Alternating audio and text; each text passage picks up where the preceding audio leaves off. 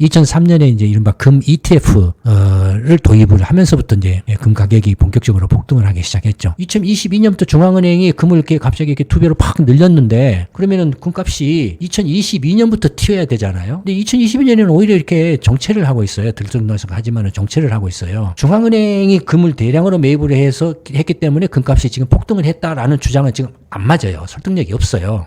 금에 관해서는 이른바 이렇게 금 전문 기관이라든지 국제기관이라든지 이런 데들이 분석한 것들이 실제 그 데이터하고 안 맞다라는 거예요. 그리고 상당히 그 금 시장의 움직임을 제대로 이렇게 읽지 못하고 있다 또는 읽기가 매우 힘들다라는 것을 이렇게 보여주고 있어요. 금에 관심 가지고 투자를 하시는 분들의 경우에는 그런 이른바 외신 기사라든지 국제기관이라든지 뭐 금 전문 기관이라든지 금거래소 이런 데의 설명을 들었다가는 자칫하면 큰 코 다칠 수 있다라는 거예요. 어떤 요인으로 이렇게 금값이 올랐느냐? 이 금 가격을 결정하는 결정적인 요인은 투자용 금 수요라는 겁니다.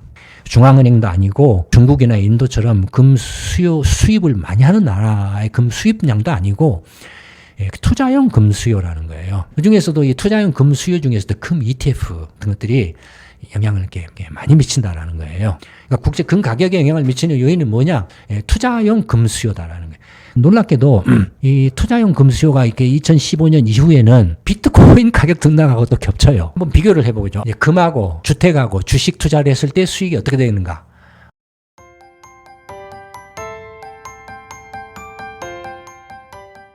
안녕하십니까. 김광수 경정수의 김광수 소장입니다. 오늘은 요즘 계속 폭등을 하고 있는 국제 금 가격과 그 폭등의 원인에 대해서 한번 여러분들과 말씀을 나눠볼까 합니다. 많은 분들이 금 투자에 관심도 갖고 계시고 또 실제로 금 투자를 하고 계신 분들도 적지 않을 거라고 생각을 합니다만 아시다시피 국제 금 가격이 지금 요걸 굉장히 폭등을 하고 있죠. 뭐 한 1년에 한 작년부터 금 가격이 한 트로온스당 2,000달러 가까이 폭등을 지금 하고 있는데요. 보시는 것처럼 이제 국제 금 가격 추이를 보면은 1980년부터 이제 2025년 올 최근까지의 금 가격 추이를 보면은 거의 이제 그 1980년대부터 2000년 이 무렵까지는 거의 금 가격이 크게 변동이 없었죠. 물론 이제 그 당시의 가격 기준으로 보면은 뭐 대충 트로이온스당 300달러 전후로 해서 등락을 한 거기 때문에 그 당시 기준으로 보면은 뭐 금 가격이 상당한 등락을 했다라고 볼 수도 있지만 그러나 이제 실질적으로 이제 금 가격이 본격적으로 이제 폭등하기 시작한 것은 2000년 이후부터죠.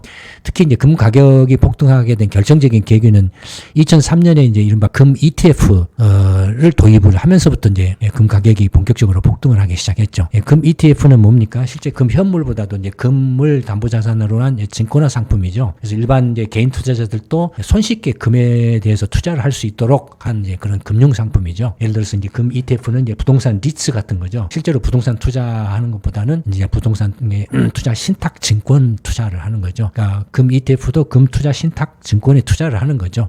그래서 이제 돈이 이렇게 많지 않은 일반 개인 투자자들이라도 누구든지 손쉽게 이제 금 투자가 가능해졌다라는 겁니다. 그래서 2003년에 이제 금 ETF 투자가 이제 시작되면서부터 금 가격이 이제 막 오르기 시작했죠. 그리고 이제 2007년 미국의 서프라임론 사태 나고 글로벌 금융 위기 발생하면서 이제 이른바 안전자산으로의 도피 현상이 일어나서 2010년, 11년 요 무렵까지 금 가격이 그냥 굉장히 급등을 했죠. 2005년 한 300달러 전후에서 거의 한 6, 700달러 정도로 이렇게 폭등을 했으니까 거의 뭐 한 5배 이상 폭등을 한 거죠. 그러다가 이제 2010 한 이제 2년 이무렵부터 다시 3년 이무렵부터 금 가격이 또 급락을 했죠. 급락을 했는데 또 이제 금 가격이 급락한 것은 이른바 이제 그 2010년 11년에 이제 그 글로벌 금융 얘기 나고 나서 이른바 유가가 폭등을 했었죠. 배럴당 한 140달러를 넘어갈 정도로 이렇게 엄청난 폭등을 했었죠. 그러니까 그런 어떤 이제 유가를 이제 비롯한 상품 가격 폭등에 힘입어서 금 가격도 이렇게 뭐 안전자산으로서의 이제 가격 폭등도 있지만은 전반적인 국제 상품 가격 폭등에 이제 동반돼서 금 가격도 폭등을 했다가 이제 그 배럴당 140달러를 넘어갔던 이제 유가가 이게 급락을 했죠. 이제 2012년, 23년 이무렵부터 급락을 했죠. 그에 연동해서 금 가격도 이제 급락을 하죠. 요 무렵에는 또 그 유럽 중앙은행이 다소 이제 그 글로벌 금융 위기 때였기 때문에 금을 좀 이렇게 사들이는 이제 그런 것도 있었죠. 그래서 유럽 중앙은행이 금을 좀 사들이는 그 영향으로 영향으로 금 가격이 조금 더 오른 그런 모습이었다가, 그다음에 이제 유럽 중앙은행이 이제 그 금을 좀 파니까 뭐 이제 유가가 이제 급락한 것도 있고, 또 유럽 중에서 금을 사들였던 유럽 중앙은행이 이제 금을 조금 이제 매각을 하기 시작하니까 그런 영향으로 금 가격이 좀 이제 다시 하락세로 접어든 그런 이제 모습이 있었죠. 그래서 이 당시에 이제 유럽 중앙은행이 이제 금을 매각해서 금 시장이 굉장히 불안정해졌다라는 이제 그런 문제 제기들이 많아가지고, 그래서 이제 유럽 중앙은행에게 어떤 그 요청을 했죠. 금 투자자들이 유럽 중앙은행이 이렇게 함부로 금 매각이나 이런 걸 하지 말아다오, 금가가 안정을 위해서 좀 매각을 하지 말아다오 해서 이제 유럽 중앙은행도 뭐 그 대체적으로 이제 그런 이제 요청에 뭐 이렇게 요청을 수용을 해서 뭐 이렇게 뭐라 할까요? 이렇게 사거나 매각하나 하는 것을 적극적으로 이렇게 금 시장에 개입하지 않겠다라고 이렇게 좀 이렇게 천명을 하기도 했었죠. 그러다가 이제 쭉 이렇게 바닥권에서 기다가 이제 2018년 요 무렵 2019년, 2020년 팬데믹 때까지 이렇게 또 갑자기 한 1,200달러, 1,200달러 페트로일 온스당 이 정도에서 갑자기 이제 한 2,000달러까지 축 또 뛰었죠. 한번 축 뛰었다가, 그다음에 이제 또 그 팬데믹 이후에 조금 이렇게 하락세를 보였다가 다시 2023년까지 정체를 보였다가 2024년부터 그냥 갑자기 이렇게 팍 뛰어버렸죠. 거의 트로이온스당 한 이제 1,900달러 그 정도 선에 있던 금값이 2024년 작년부터 그냥 갑자기 폭등을 하기 시작해가지고 지금 최근에는 거의 한 3,600, 3,700달러 전까지 이렇게 지금 가고 있죠. 그래서 거의 2배 가까이 지금 튀었죠. 그럼 금 가격이 이제 아까 말씀드렸던 것처럼 이 무렵에는 이제 ETF라든지 뭐 또 글로벌 금융 위기로 인해서 안전자산으로 도피, 그다음에 유가 급등, 유럽 중앙은행의 어떤 금 매입 이런 것들이 이제 복합적으로 작용해서 뭐 급등을 했다. 이후에 이제 조금 뭐 유가 하락, 또 중앙은행의 이제 금 매각 뭐 이런 것들이 뭐 작용을 해서 뭐 금값이 좀 덩달아서 하락을 했다. 근데 사실 좀 그런 설명이 잘 맞지가 않아요. 이 무렵에는 유럽이 상당히 재정 위기가 심각했거든요. 다들 아시는 것처럼 2010년에 이제 그리스부터 시작해가지고 포르투갈, 스페인이라든지 그래서 2014년에 이제 유럽 중앙은행이 마이너스 금리 정책까지 도입을 하고, 이른바 이렇게 미국 FRB처럼 이제 무제한의 유동성을 공급을 한다. 뭐 이런 정책을 이제 펼치기 시작을 했죠. 그러니까 경제 상황이 굉장히 안 좋았기 때문에 금값이 오히려 안전자산으로서 또 상승을 해도 이상하지 않을 그런 상황이었는데, 금값은 굉장히 이제 상대적으로 1,100달러, 1,200달러의 선에서 좀 정체를 지속을 했다. 이거 상당 기간 동안. 그러다가 하여튼 2018년, 19년, 20년 요 무렵에 금값이 다시 갑자기 툭 뛰었는데, 이때 금값이 왜 뛰었나? 뭐 금값이 특별히 뛸 만한 그런 이유랄까요? 뭐 이런 것들이 아직 뚜렷하지는 않거든요. 그다음에 2023년까지는 이렇게 팬데믹 이후에 23년까지는 이렇게 정체를 보이다가 작년부터 다시 금값이 폭등을 했는데, 이때도 금값이 이렇게 폭등한 이유가 뭔가가 굉장히 의문이죠. 여기에 대해서 이제 먼저 한번 이렇게 구체적으로 왜 이제 이런 식의 금값이 뛰었을까에 대해서 이제 한번 원인이랄까요? 그 배경을 한번 살펴보도록 하겠습니다. 이제 세계 전체로 이제 금 수요량과 공급량이 있는데, 요거 이제 뭐 뒤에서 이렇게 나중에 좀 다시 되돌아서 설명을 해드리기로 하고, 이제 금값이 이렇게 폭등한 것은 중앙은행의 금 매입이 굉장히 많이 늘어났기 때문에 폭등을 했다라고 이렇게 이제 뭐 외신 보도들이나 또는 뭐 각종 뭐 이런저런 데서 전문가들이나 이런저런 데서 이야기를 하고 있거든요. 그래서 세계 각국 중앙은행의 금 매입량을 보면 2021년까지만 해도 이제 거의 그 2010년에서 2019년의 평균치가 한 500톤 정도거든요. 연간 한 500톤 정도인데 2022년부터 매입량이 2배로 튀었죠. 금 매입량이. 2022년부터 금 매입량이 중앙은행이 2배로 튀었어요. 그러면 금값이 중앙은행이 2022년부터 2배로 매입을 이렇게 늘렸기 때문에 당연히 금값이 2022년부터 폭등을 해야 되죠. 근데 앞에서 보신 것처럼 이거 2020년을 꼭 지점을 해가지고 2023년까지 정체를 하고 있어요. 금값이 안 튀어요. 2024년부터 튀어요. 그러니까 이게 앞뒤가 안 맞죠, 지금. 2022년부터 중앙은행이 금을 이렇게 갑자기 이렇게 2배로 팍 늘렸는데, 그러면은 금값이 2022년부터 튀어야 되잖아요. 근데 2022년에는 오히려 이렇게 정체를 하고 있어요. 들쑥날쑥하지만은 정체를 하고 있어요. 그러니까 중앙은행이 금을 대량으로 매입을 해서 했기 때문에 금값이 지금 폭등을 했다라는 주장은 지금 안 맞아요. 설득력이 없어요. 설득력이 없어요. 예를 들어서 또 이제 중국 인민은행이 금을 많이 매입을 해서 금값이 폭등을 했다라고 하는데, 이건 뭐냐면 중국 인민은행의 금 보유량을 나타냅니다. 중국 인민은행이 금을 이제 2019년 요 무렵에 이게 약간 한 뭐라 할까요? 한 정도인가 150톤 정도 좀 늘린 것 같아요. 그다음에 언제부터 늘리냐면 2022년부터 2022년 후반부터 23년에 걸쳐서 한 260톤 정도 늘렸어요. 거의 이제 한 1900톤 그 후반대에서 한 300톤이니까 좀 300 350톤 정도? 이 정도 늘렸어요. 그 시기가 언제냐면은 2022년 후반부터 2023년 상반기까지예요. 그러면 중국 인민은행이 요때 한 300톤 남짓 금을 매입을 했다라는 거잖아요. 그러면은 요때 금값이 폭등을 해야 되잖아요. 근데 역시 2022년, 2023년 때는 금값이 폭등을 안 해요. 그러니까 중국 인민은행이 금을 대량으로 매입을 했다라는 그 주장도 그렇게 설득력이 있잖아요.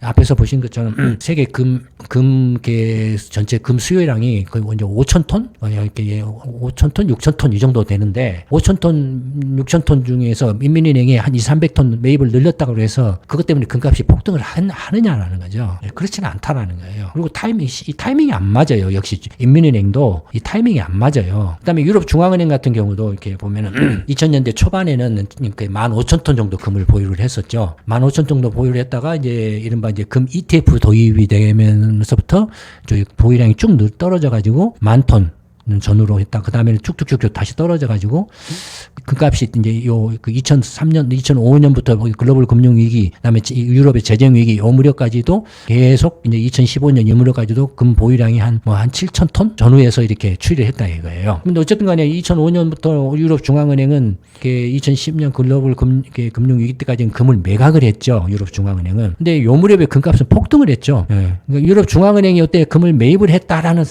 매입을 해서 금값이 뛰었다라는 아까 제가 그렇게 말씀드렸잖아요. 근데 안 맞아요. 실제 데이터하고는 안 맞아요. 그러니까 이른바 IMF라든지 월드뱅크라든지 아니면은 금 전문 기관이라든지 금 전문가 런던 금속거래소라든지 스위스 금거래소라든지 이런 데서 나온 자료들을 보면 그리고 조금 안 맞아요. 실제 이 데이터하고 그런 설명들이 안 맞아요. 유럽 중앙은행에 2005년부터 2009년, 2010년 유무렵부터 하면 2015년까지도 쭉 이제 2009년까지는 10년까지는 매입량을 이렇게 쭉 줄였다가 그러니까 보유량이 줄어든 거니까 금을 매각을 했다라는 거잖아요. 유럽 중앙은행이 매각을 했는데 금값은 요 시기에 폭등을 했거든요. 그러니까 안 맞아요. 지금 그 설명들이. 이런 걸 보면은 금에 관해서는 이른바 이렇게 금 전문 기관이라든지 어떤 국제 기관이라든지 이런 데들이 금에 대해서 어떤 금 시장이나 금 수급 동향에 대해서 분석한 것들이 실제 그 데이터하고 안 맞다라는 거예요. 그리고 상당히 그 금 시장의 움직임을 제대로 이렇게 읽지 못하고 있다 또는 읽기가 매우 힘들다라는 것을 이렇게 보여주고 있어요. 그러니까 여러분들이 이제 그 금에 관심 가지고 투자를 하시는 분들의 경우에는 그런 이른바 외신 기사라든지 금 기관들이 있지 않습니까? 또는 국제 기관이라든지 금 전문 기관이라든지 금거래소 이런 데의 설명을 들었다가는 자칫하면 큰 코 다칠 수 있다라는 거예요. 굉장히 큰 코 다칠 수 있다라는 거예요. 어떤 요인으로 이렇게 금값이 올랐느냐? 중앙은행 이외에 다른 요인들도 있을 수 있겠죠. 각 나라 개인 어떤 기업들이 산업용으로 금을 매입할 수도 있고, 그다음에 보석용으로 매입할 수도 있고, 그다음에 이제 금화라든지 금괴라든지 어떤 투자용으로 금을 이렇게 매입할 수도 있고 하잖아요. 그러니까 그건 이제 그 각국의 이제 금 수출입 동향을 살펴볼 필요가 있겠죠. 그래서 금 수출입 상위국을 이렇게 한번 살펴보면 금 수입 상위국의 경우에는 스위스가 제일 많이 수입을 하고 있고, 그 다음에 두 번째가 중국, 그 다음 인디아, 미국, 캐나다, 호주, 트리키에 이런 정도 순이에요. 금을 제일 많이 수입하고 있는 나라들이에요. 그러니까 금 가격에 영향을 미치는 나라들은 당연히 금을 많이 수입을 하는 나라들이겠죠. 그렇죠? 그 다음에 금 수출 상위국을 보면은 스위스가 압도적이에요. 스위스가 압도적으로 금 수출을 많이 하고 있고, 그 다음에 두 번째가 미국, 캐나다, 일본, 독일 이런 정도예요. 근데 스위스는 어떻습니까? 세계 금거래소가 있죠. 그러니까 스위스는 어떻게 보면은 마켓 메이커예요. 금 시장의 최대 마켓 메이커예요. 금을 사고 팔고 그러니까 수출하고 수입하는 것이 거의 똔똔이잖아요. 보시면은 거의 1,500톤 선에서 이렇게 똔똔을 보이고 있잖아요. 그러니까 스위스는 이른바 이제 중개소죠. 이제 마켓 메이커 역할을 하는 거고, 실제로 가격에 영향을 미치는 경우는 이제 괴리가 굉장히 큰 나라. 근데 중국 같은 경우는 수입은 굉장히 많이 하고 있지만은 수출은 거의 미미해요. 중국 수출은 미미해요. 그러니까 압도적으로 수입을 많이 하고 있죠. 이런 나라들이 이제 금 가격에 굉장히 영향을 많이 미친다 이거예요. 중국 인민은행에 영향을 미치는 게 아니라 중국이라는 나라가 이른바 금을 수입을 얼마만큼 많이 하느냐에 따라서 이제 금 가격에 상당히 영향을 받는다. 마찬가지로 인디아도 마찬가지다 이거예요. 인디아도 실제로는 그 금을 거의 한 연간 연평균 한 600톤, 700톤 정도로 수입을 하고 있지만은 수출은 거의 제로예요. 인도는 그러니까 거의 이제 수입을 하는 거죠. 그다음에 미국 같은 경우는 사실 어떻게 보면 거의 비슷하잖아요. 미국의 수입 수입이 한 4,500톤, 수출도 4,500톤 그 정도니까 미국도 스위스하고 마찬가지로 마켓 메이커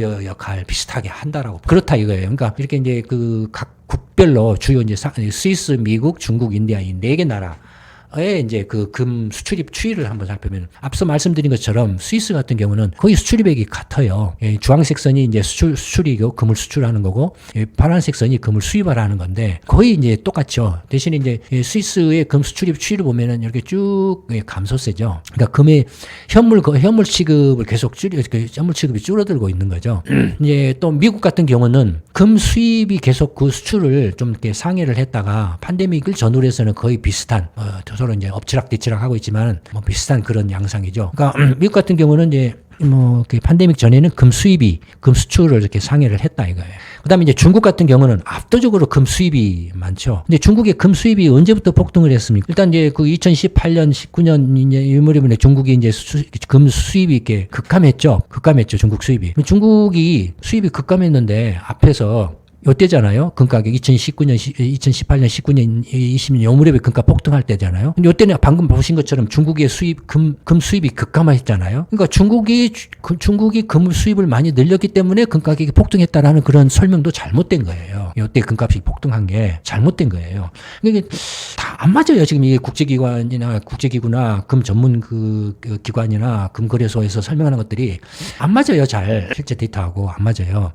그다음에 이제 중국의 금 수입이 폭등한 때는 2021년, 22년, 23년 요 무렵이 폭등했고 24년에는 조금 수입이 감소했죠. 수입이. 21년, 22년, 23년, 23년까지 금 수입이 폭등을 했는데 앞서 말씀드린 것처럼 21년, 22년, 23년까지는 금값이 정체를 했어요. 중국의 금 수입이 폭증을 했는데 금값은 정체를 한 거예요. 그러니까 이것도 지금 안 맞아요.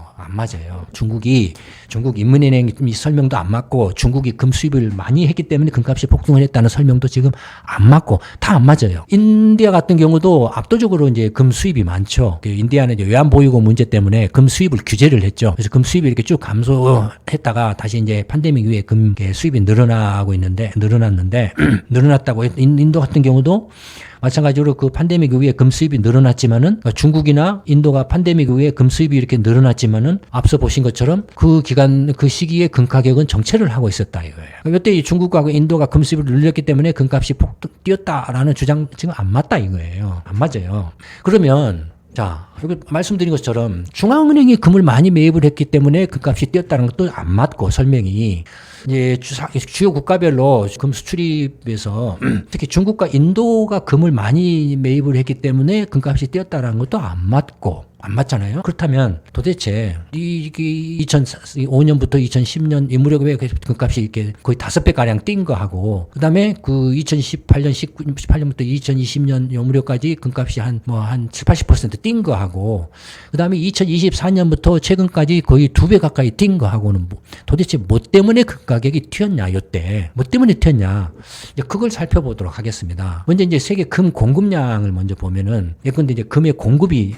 광산이라 금광들 있잖아요.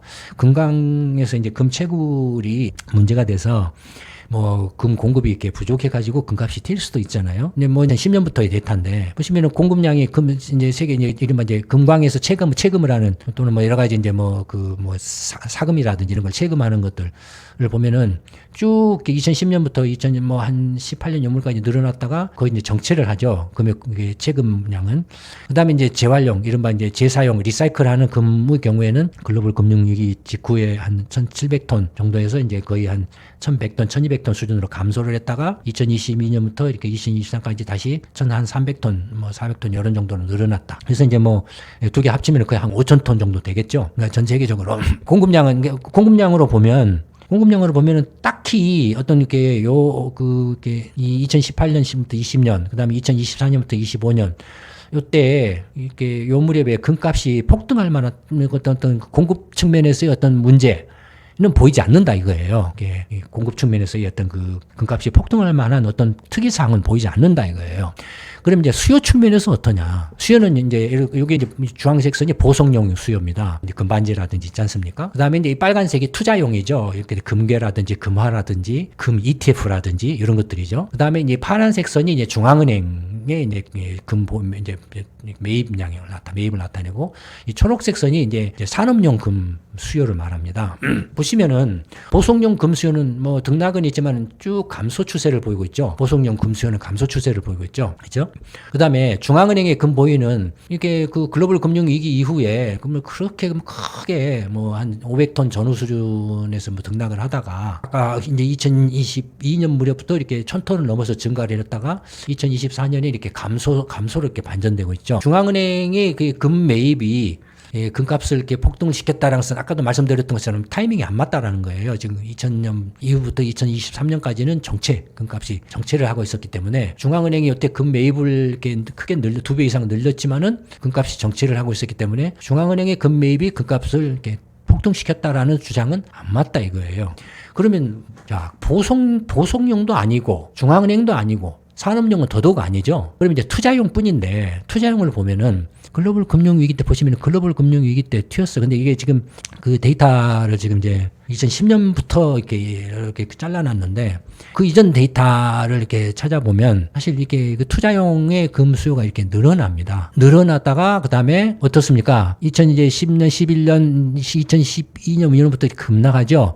그러니까 이렇게 투자용 금 수요가 이렇게 늘어날 때 금값이 뛰었죠. 그다음에 투자용 금 수요가 이렇게 감소할 때 금값도 떨어졌죠. 다시 이렇게 투자용 금 수요가 늘어날 때 요 중간 무렵에 살짝 그 금값이 튀었어요. 그다음에 그 투자용 금 수요가 2018년, 19년 무렵에 늘어났을 때 금값이 튀었죠. 그다음에 투자용 금 수요가 팬데믹 이후부터 2023년까지 이렇게 정체됐죠. 그러니까 정체될 때 이 금값도 정체된 거예요. 그러다가 투자용 금 수요가 2024년부터 이게 폭증을 했죠. 투자용 금 수요가 거의 한 2배 반 정도 확 늘었죠. 1000톤에서 2500톤 넘어서 확 늘어났죠. 그때 금값이 폭등을 했죠. 이 금 가격을 결정하는 결정적인 요인은 투자용 금 수요라는 겁니다. 중앙은행도 아니고, 근데 중국이나 인도처럼 금 수입을 많이 하는 나라의 금 수입량도 아니고, 투자용 금 수요라는 거예요. 그 중에서도 이 투자용 금 수요 중에서도 금 ETF 같은 것들이 영향을 이렇게 많이 미친다라는 거예요. 그러니까 국제 금 가격에 영향을 미치는 요인은 뭐냐? 투자용 금 수요다라는 거예요. 근데 놀랍게도 이 투자용 금 수요가 이렇게 2015년 이후에는 비트코인 가격 등락하고 또 겹쳐요. 이 금 가격의 추이가 비트코인 가격 등락하고 뭐 이렇게 겹칩니다. 그러니까 비트코인이 이른바 가상금이잖아요. 그렇잖아요. 당연히 비트코인도 그 가상금 투자잖아요. 금이나 비트코인이나 동일시 투자자 입장에서는 뭐 동일한 투자 자산으로 인식을 하고 있다라는 이제 어떤 그 간접적인 뭐 증거이겠죠. 그런데 이제 2005년부터 2010년까지는 거의 한 그 5배 정도 튀었고, 그 다음에 뭐 2018년부터 2020년까지는 한 70% 올랐고, 아주 짧은 기간 동안에 2024년부터 이제 최근까지는 거의 2배 가까이 올랐고, 그러면은 금 투자가 굉장히 투자 수익이 좋은 거 아니냐. 그래서 금 투자 금 ETF 증권사나 이런 데서 많이 팔고 있잖아요. 금 ETF 같은 거. 그래서 이제 금 투자를 하면은 많은 이제 상당히 이것도 투자 수익이 짭짤하겠다, 좋은 것 같다 이렇게 생각이 드시죠. 한번 비교를 해보죠. 이제 금하고 주택하고 주식 투자를 했을 때 수익이 어떻게 되는가를 한번 이제 비교를 한번 해보자라는 거예요. 금 가격은 이제 보시는 것처럼 이게 1980년부터 거의 이제 2000년대 초반까지는 거의 이렇게 약보합세였죠. 약보합세 등락은 있었지만 당시 기준으로 보면은 막 가격이 뭐 올라가고 내려가고 했겠지만 장기적인 추세로 보면은 그 약보합세였죠. 그러다가 이제 2000년대 돌아가지고 이른바 금 ETF가 이제 본격적으로 이제 등장하면서부터 이제 금값이 이렇게 튀기 시작했고, 그런 이제 아까 말씀드린 금 투자 수요에 따라서 변동에 연동해서 금 가격도 이렇게 등락을 보였다. 그래서 이제 2000년대 초에 만약에 금을 가지고 있었다면 지금 뭐 트로이온스당 $300 정도였는데 지금은 3,700달러니까 거의 한 두세 배 정도 오른 거죠. 가격이. 만약에 만약에 이제 2010년 무렵에 금을 가지고 있었다 하면은 거의 3배 가까이 오른 거죠. 2020년에 가지고 있었다 하면은 그 한 약간 2배 정도 못 되는 정도 가격이 오른 거죠. 주택은 어떨까요? 주택. 미국의 이거 이제 미국을 기준으로 한 거니까. 미국의 신규 주택의 평균 가격을 보면은 1980년에는 한 뭐 8만 달러 정도 됐었죠. 예, 8만 달러 됐는데 이렇게 쭉 올라와가지고 뭐 이제 이 서프라임 론 거품이 한창일 때는 30만 달러를 넘었죠. 거의 한 4배 정도 올랐죠. 이때는 이제 금값이 거의 안 올랐다가 단기간에 이렇게 푹 뛰었는데 그 다음에 이제 서프라임을 꺼지고 떨어졌다가 다시 이렇게 이제 주택 가격이 왔다가 2000년 이후에 푹 뛰어가지고 지금 이제 50만 달러 좀 넘는 이런 정도. 그러니까 만약에 2010년 글로벌 금융위기 직후에 30만 달러에 샀다면은 지금 50만 달러 좀 넘으니까 한 60% 정도. 그다음에 2020년 팬데믹 직전에 샀다라면은 한 25%에서 30% 정도 수익률이 그렇게 났겠죠. 그러니까 그다음에 이제 그 주식 같은 경우를 보시면은 주식은 뭐 이렇게 쭉 완만하게 올라오다가 90년대 이제 중반 이후부터 튀었다가 그다음에 2000년 이후에는 등락을 보이다가 2010년을 기점으로 해서 이제 주가가 팍 튀었죠. 그러니까 이 금하고 주택하고 주식의 가격 형태를 비교해 보시면 어떻습니까? 대체적으로 비슷한데 주택 가격이 상대적으로 꾸준히 오르는 반면에 이 금 가격하고 주가는 2010년 이후에 거의 다 올랐죠. 그러니까 주택 가격은 이렇게 상당히 꾸준히 오르는 반면에, 그러니까 이거 뭐라 할까요? 2010년을 전후로 기점으로 해서 이른바 투자 시장, 금이라든지 뭐 가상화폐 같은 거라든지 그다음에 주식이라든지 이런 투자 자산, 투자 상품의 이른바 가격 폭등이 굉장히 심해지고 있다라는 건 뭘 말할까요? 상당히 투기적인 어떤 성격의 가격 폭등이 강하다라고 이렇게 볼 수 있겠죠. 그러면 이제 금에 투자를 하는 게 유리하냐, 주택에 투자하는 게 유리하냐, 주식에 투자하는 게 유리하냐를 한번 비교를 해보면, 이제 금하고 주택하고 주식 가격을 비교를 해보면은, 이 1980년 1월을 100으로 했을 때, 요걸 이제 100으로 했을 때의 가격을 비교를 해보면, 어떻습니까? 초록색이 주택이고 노란색이 이제 금이거든요. 그러면 주택하고 금이 제일로 수익성이 안 좋아요. 금이 제일로 수익성이 안 좋고, 투자 수익이 안 좋고, 그 다음에 주택이고, 근데 금하고 주택하고 뭐 거기 있는 그런 모습이죠. 반면에 주식은 어떻습니까? 압도적이죠. 주식 투자 수익이 압도적이죠. 그러니까 어디에 투자를 하는 게 좋으냐? 중장기적으로 금에 투자를 하는 게 좋으냐? 주택에 투자를 하는 게 좋으냐? 주식에 투자를 하는 게 좋으냐? 라고 했을 때, 이걸 보면은 주식이죠. 물론 이제 주식은 상대적으로 뭐 금이라든지 주택에 비해서 이 가격 등락의 변동폭이 크지 않습니까? 이게 주식이나 주택이나 금은 완만하잖아요. 그러니까 변동폭이 상대적으로 적잖아요. 그러니까 좀 안정적이다 하는 반면에 주식은 투기적이다라고 할 수 있죠. 어쨌든 간에 장기 투자를 생각한다라면은 뭐 일단 주식이 절대적으로 유리하다라는 것을 알 수가 있죠. 물론 이제 그 나라마다 차이는 있습니다만은 대충 다 비슷해요. 미국을 따라가니까 거의 다 비슷해요. 예, 여러분들 그래서 앞으로 어떻게 투자를 할 것인가 하는 데 있어서 이제 뭐 장기 투자를 염두에 두실 때는 뭐 이런 것도 하나의 참고가 되지 않을까 싶습니다. 오늘은 이제 국제 금 가격과 금 가격 폭등의 원인에 대해서 한번 살펴봤습니다. 오늘 말씀은 이걸로 마치도록 하겠습니다. 예, 감사합니다.